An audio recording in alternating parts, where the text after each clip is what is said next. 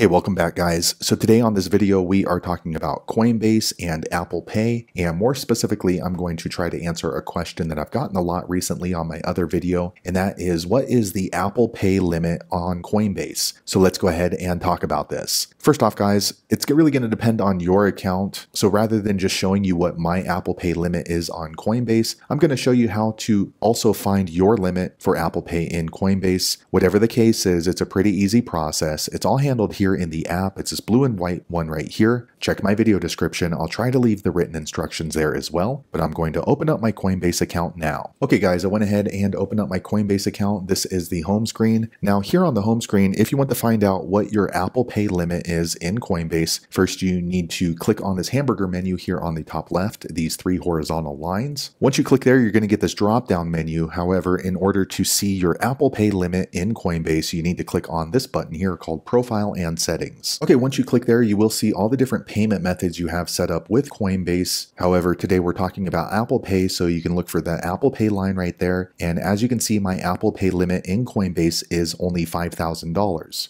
Now, I've never actually seen an Apple Pay limit other than the $5,000, but I guess that depends on your particular account. If you have a different Apple Pay limit that I do, be sure to leave a comment below, let the rest of us know. So the amount is pretty small, but luckily for me, I'm small potatoes, so it's really sufficient for my trading activity in Coinbase. So there you have it, guys. If you're wondering how much your Apple Pay limit is in Coinbase, that is the easiest way I know how to find it. If you know an easier way, be sure to leave a comment below, let the rest of us know how you did it. Hopefully you found that video useful. If so, click thumbs up or maybe consider subscribing to our channel, and I hope to see you on the next video. Thanks again for watching.